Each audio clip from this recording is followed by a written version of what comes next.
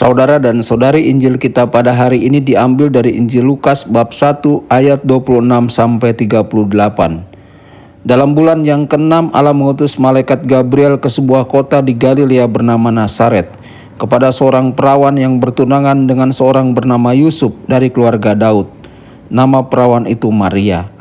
Ketika masuk ke rumah Maria, malaikat itu berkata, "Salam, hai engkau yang dikaruniai, Tuhan menyertai engkau."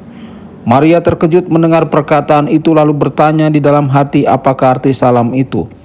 Kata malaikat itu kepadanya, "Jangan takut hai Maria, sebab engkau beroleh kasih karunia di hadapan Allah.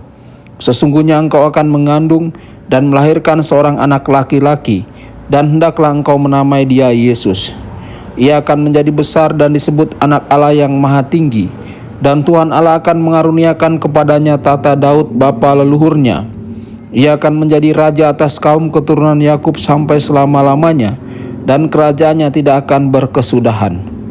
Kata Maria kepada malaikat itu, "Bagaimana hal itu mungkin terjadi karena aku belum bersuami?"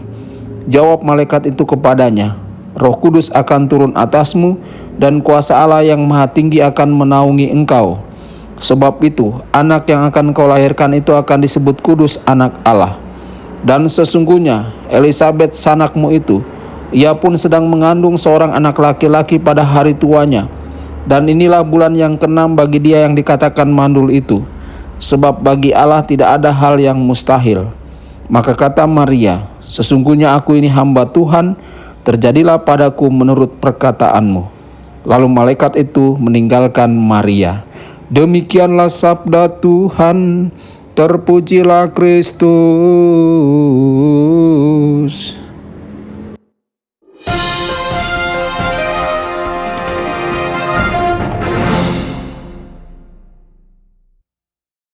Saudara dan saudari terkasih dimanapun Anda berada, jumpa lagi dengan saya Romo Tedens dalam saluran Warta Kabar Sukacita. Semoga Anda semua dimanapun berada senantiasa dalam keadaan sehat dan bahagia. Terlalu sering kita mengaitkan terlalu banyak pencapaian kita dengan perbuatan kita sendiri. Pendidikan, kekayaan, atau kemampuan teknologi dapat membuat kita memiliki rasa aman yang palsu dalam kemampuan kita untuk membentuk dunia kita. Saudara-saudari, Injil hari ini mengingatkan kita bahwa rencana Allah untuk keselamatan umat manusia adalah inisiatifnya sendiri. Dia mengutus putranya ke dunia pada waktu yang tepat dan di tempat yang tepat. Dia mempersiapkan Maria sebelumnya dengan semua yang dia perlukan untuk memenuhi misinya sebagai bunda penebus. Sebuah misi yang ia terima dalam kebebasan dan melalui iman. Salah satu pengulangan Injil yang terus-menerus adalah nasihat Yesus, "Janganlah takut." Ketika Tuhan mendekat pada kita, kecenderungan alami kita adalah takut. Kita bisa takut akan kehadirannya. Kita bisa takut akan apa yang mungkin Dia minta dari kita. Kita bisa takut akan keterbatasan kita sendiri di hadapan panggilan untuk pertobatan sejati dan kekudusan hidup. Kita bisa takut akan rintangan yang tampak di sepanjang jalan pemuritan kita. Seperti Maria, kita perlu mengatasi rasa takut kita dengan menerima kehendak Allah dalam iman dan kasih.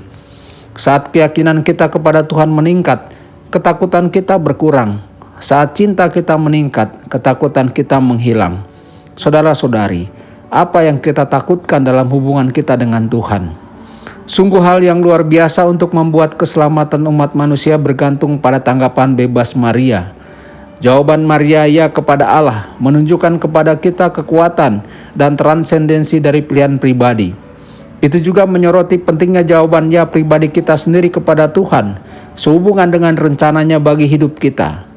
Persetujuan Maria yang penuh kasih dan penuh iman terhadap rencana yang tidak sepenuhnya dia pahami menjadi model persetujuan harian kita sendiri terhadap kehendak Allah, sebagaimana hal itu terwujud dalam kehidupan kita sehari-hari.